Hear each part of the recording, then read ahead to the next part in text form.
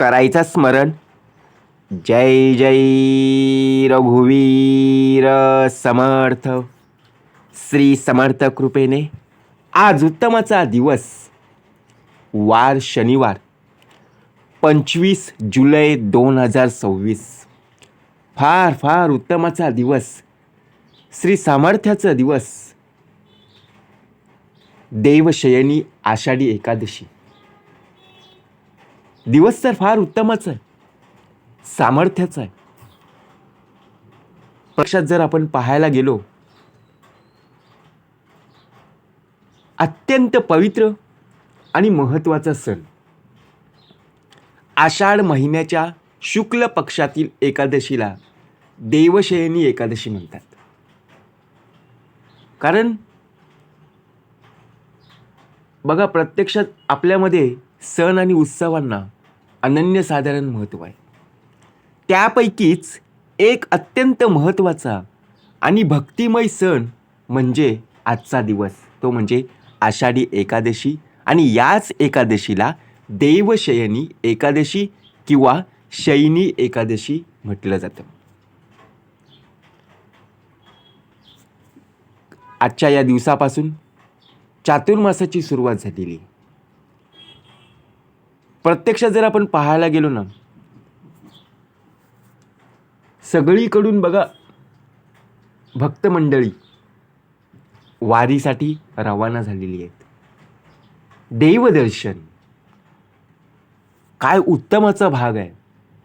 पण प्रत्यक्षात जर आपण पाहायला गेलो, आषाढी एकादशीचं महत्त्व अगदी वेगळं आणि भव्य आहे. हा वारकरी संप्रदायाचा सर्वात मोठा उत्सव मानला जातो. प्रत्येकाची भक्ती ही वेगवेगळ्या प्रकारची असते. कारण आषाढी एकादशी निमित्त महाराष्ट्राच्या नाही तर जगभराच्या कानाकोपऱ्यातून लाखो वारकरी पायी चालत पंढरपूरला विठ्ठल रुक्मिणीच्या दर्शनासाठी येत असतात. बघा, प्रत्यक्ष जर आपण पाहायला गेलो, न भूतो न भविष्यती. डोक्यावर तुळशी वृंदावन, हातात टाळ मृदुंग आणि मुखाने ज्ञानोबा तुकाराम व विठ्ठल विठ्ठल असा अखंड गजर करत वारकरी वारी पूर्ण करत असतात. एवढ्या भर पावसामध्ये भक्ती आणि बघा, प्रत्यक्षात त्याचप्रमाणे न थकता विठुरायाच्या चरणी. खरंच आज जर आपण पाहायला गेलो ना, आजच्या दिवसाचं महत्त्व फार मोलाचं आहे. कारण बघा, आजच्या दिवशी उपवास तर आहेच, बरोबर की नाही. विशेष महत्त्व आहे. कारण आजच्या दिवशी अन्न ग्रहण न करता उपवास करत असतात. आणि सर्वात महत्त्वाचं म्हणजे श्री विष्णू व विठ्ठलाची पूजा आजच्या दिवशी केली जाते. भगवंताला प्रिय असलेलं तुळशीपत्र वाहून मंत्राचा जप सुद्धा केला जातो. आज बघा, प्रत्यक्षात कसा भाग दिलेला. लाखो वारकरी विठ्ठलाच्या दर्शनासाठी तरी येतच असतात. जयघोषात भक्ती करत असतात, नामस्मरण चालू असतं, भजन कीर्तन. यामध्ये बघा, लहान लहान मुलं, लहान लहान मुलीसुद्धा त्यामध्ये आनंद घेत असतात. खरंच जर आपण पाहायला गेलो ना, आपण पावसामध्ये थोडंसं भिजलो ना की लगेच बघा आपल्याला थंडी, ताप, डोकं दुखतं. पण एवढ्या भर पावसामध्ये आपण वारीमध्ये चाललेलो आहोत, भर पावसामध्ये आपण भिजलेलो आहोत, पण कधी त्रास जाणवला का हो? बघा, जर आपण भक्तीने जात असू, तर जर आपण मजा म्हणून जात असू, पण शेवटी बघा, बरोबर की नाही. ज्याप्रमाणे देवशयनी आषाढी एकादशी आपल्याला श्रद्धा, भक्ती, संयम, सदाचार आणि ईश्वरावरती असलेले विश्वास यांचं महत्त्व शिकवत असतं. हा सण म्हणजे काय, तर प्रत्यक्षात प्रेम, ऐक्य आणि आध्यात्मिकतेचा संदेश देणार आहे. वार पण शनिवार आलेला आहे, बरोबर आहे की नाही? आपल्याला दर्शन होईल की नाही माहीत नाही, पण तिथे जाणं बघा, प्रत्यक्षात आपण किती दिवसांपासून तयारी करत होतो.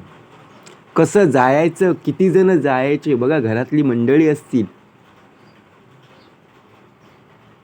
कसं आपण नियोजन करत असायचो ना. पण प्रत्यक्षात आपल्याला दर्शन झालं का हो?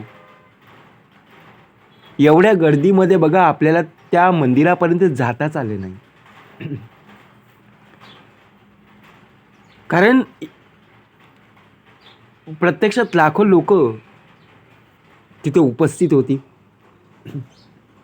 आपल्याला फक्त मंदिरातला बघा वरचा भाग, कळस आपल्याला पाहायला मिळाला, एवढी गर्दी होती. पण आता जर पाहायला गेलो, कधी कधी बघा आपल्याला शरीर आपल्याला साथ देत नाहीये. आपण प्रत्येक वेळेला आपण म्हणायचो की मी कुठलीही वारी चुकवत नाही, प्रत्येक वेळेला मी जात असतो, पण या वेळेला मला माझं शरीर साथ देत नाहीये. मग आता मला तिथे जाता येणार नाही, मग माझ्यावर भगवंत नाराज होईल का, मग माझ्यावर देव कोपेल का, असा विचार मनात सुद्धा आणू नकोस. कारण प्रत्यक्षात जर आपण पाहायला गेलो ना, बघा, तुला जर तिथे जाता आलं नाही ना, तुला तुझं शरीर साथ देत नाही ना, तर प्रत्यक्षात घरी बसल्या बघा, जिथे तू आहेस तिथे प्रत्यक्ष स्मरण कर, आणि त्या स्मरणातून बघा प्रत्यक्षातपणे त्या भगवंताला बघ, बरोबर की नाही? आम्ही तुमचे गावा समीपत वास करू हे निश्चित, कलत्र पुत्र इष्ट भ्रात मिळवून भेटा तुम्ही आम्हा. एवढं भलं मोठं सामर्थ्य आपल्याला प्राप्त करून दिलेलं आहे. तू फक्त हाक मार, मी तुझ्या साधेला बघा ओ द्यायला तयार आहे. एवढं भलं मोठं सामर्थ्य आहे. तरी सुद्धा आपल्यामध्ये एक प्रकारे काय, अंधविश्वास. विश्वास असेल तर पूर्णपणे विश्वासता निरूपणी मोक्ष लागे त्या क्षणी. आजचा दिवस फार उत्तमाचा आहे, सामर्थ्याचा आहे. नामस्मरण कर. रस्त्यावरून जाताना बघा भाविक मंडळी बघा प्रत्यक्षात टाळ मृदुंगाच्या जयघोषाने, नामघोषाने बघा भजन कीर्तन चालू असतं.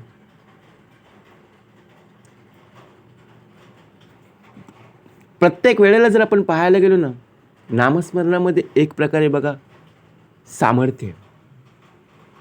युगानुयुगे एकलाची एक चालवितो तिन्ही लोक. म्हणून जर पाहायला गेलो, ज्या प्रकारे आजच्या दिवशी त्या मंदिरामध्ये फार गर्दी तर असतेच, पण प्रत्येक वेळेला जर आपण पाहायला गेलो ना, अवघ्या महाराष्ट्राचं दैवत पंढरपूरचा विठोबा ज्याप्रमाणे मला दर्शन प्राप्त व्हावं यासाठी आपण झटपट करत असतो, बरोबर की नाही? तिथला असणारा मला प्रसाद मला मिळावा, बरोबर की नाही? म्हणजे विचार जर केला, आपण सर्वजण घरातली मंडळी बघा, आजूबाजूची मंडळी, आपण तिथे जाण्याचा आपण काय केलेला होता, विचार केला होता ना. तिथे आपण पोहोचलो, नियोजन केलं होतं, परंतु पाऊस आला या विचाराने आपण काय केलं, मध्ये आपण थांबलो. पण विचार जर केला लहान लहान मुलं, लहान लहान मुली बघा प्रत्यक्षपणे भिजत चाललेले आहेत, आनंद लुटत आहेत. आणि आपण पाऊस आलाय म्हणून बघा प्रत्यक्षपणे आपण थांबून राहिलेलो आहोत. जरी तू थांबला असशील तरी बघा प्रत्यक्षात नामस्मरण करायचं थांबू नकोस. तुला तिथे जाता नाही आलं तरी चालेल, तू ज्या ठिकाणी आहे त्या ठिकाणी स्मरण कर. पुन्हा भाग द्यावा लागला, कारण प्रत्यक्षात बघा आपण विचार करतो, लहान लहान मुलं, लहान लहान मुली बघा शाळेमध्ये सुद्धा ज्याप्रमाणे त्यांना सुद्धा गणवेश सांगितला जातो की आजच्या दिवशी बघा तुला विठोबा बनून यायचं आहे, तुला रुक्मिणी बनून यायचं आहे, बरोबर की नाही. मग मुलं मुली बघा प्रत्यक्षपणे आपल्या आईवडिलांना सांगतात. आणि त्याप्रमाणे बघा आजचा दिवस त्यांच्यासाठी फार महत्त्वाचा असतो की मी विठोबा झालेलो आहो, बरोबर की नाही. दररोज शाळेतला विद्यार्थी असायचो, आज विठोबा झालेलो आहोत आणि सर्वजण मला नमस्कार करतायत. मग तसंच बघा, मग त्याच पद्धतीने आपण सुद्धा प्रत्येकाला जर नमस्कार करत गेलो तर समोरची व्यक्ती सुद्धा आपल्याला नमस्कार करेल. हा भक्तिभाव हा आपल्यामध्ये असणं गरजेचं आहे, बरोबर की नाही. कारण प्रत्यक्षात जर आपण पाहायला गेलो ना, आषाढी एकादशी, एकादशी म्हटलं तर बघा प्रत्येक वेळेला ते येतच असते महिन्यातून. संकष्टी येते, एकादशी येते, परंतु देवशयनी आषाढी एकादशी ही वर्षभरातून एकदाच पाहायला मिळते. मग ज्याप्रमाणे आपल्या घरातले बघा आई वडील असतील किंवा आजी आजोबा असतील, प्रत्येक वेळेला ते वारीसाठी जात असायचे, परंतु त्यांना आता जाता येत नाही आहे. मग ते आपल्याला बघा पुढे करतात की बाबा तुम्ही सुद्धा जाऊन या. आपण अनेक प्रकारची कारणं देतो. जर आपल्याला जायचं असतं तर आपण गेलो असतो, परंतु आपण अनेक प्रकारची कारणं देतो की बाबा नाही, तुम्हाला सोडून मी जाऊ शकत नाही किंवा जाता येणार नाही आहे, बरोबर की नाही. परंतु जर बघा प्रत्यक्षातपणे जाण्याचा भाग मिळाला तर नक्कीच जाणं आहे, देवदर्शन करणं आहे. आणि बघा त्यातून मिळणारं जे सामर्थ्य आहे ना, ते फुकट जाणारं नाही आहे, बरोबर की नाही. म्हणून समर्थ म्हणाले आजच्या दिवसाचं महत्त्व आहे ना प्रत्येकाने जाणून घेतलं पाहिजे. नुसतं जायचं म्हणून जायचं नाही आहे. लोक चाललीत म्हणून मी सुद्धा चाललोय, त्यांना काहीतरी मिळेल म्हणून मला सुद्धा काहीतरी मिळेल या हेतूने जाऊ नकोस, बरोबर की नाही.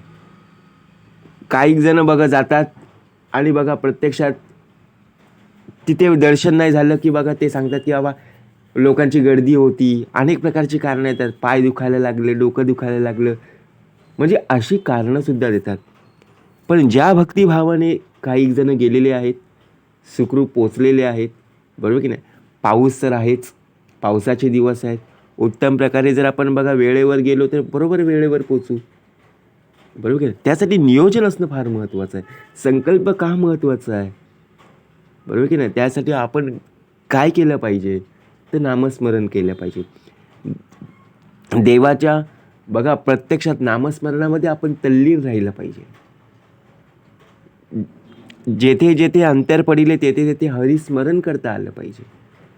जसं बघा संत तुकारामांनी बघा प्रत्यक्षात त्यांची भक्ती महान आहे हो. प्रत्यक्षात जर आपण पाहायला गेलो ना, संत मंडळी नमस्कार आहे, कारण ही भूमीच ही संपूर्णपणे जर पाहायला गेलो तर महाराष्ट्र ही संतांची भूमी आहे आणि या संतांच्या भूमीमध्ये आपला जन्म झालेला आहे. अजून काय पाहिजे हो. मग आपल्याला सुद्धा उत्तम प्रकारे काय असलं पाहिजे तर भक्ती, भाव, प्रेम या गोष्टी आपण शिकल्या पाहिजेत आणि त्या आचरणात आणणं फार गरजेचं आहे. म्हणून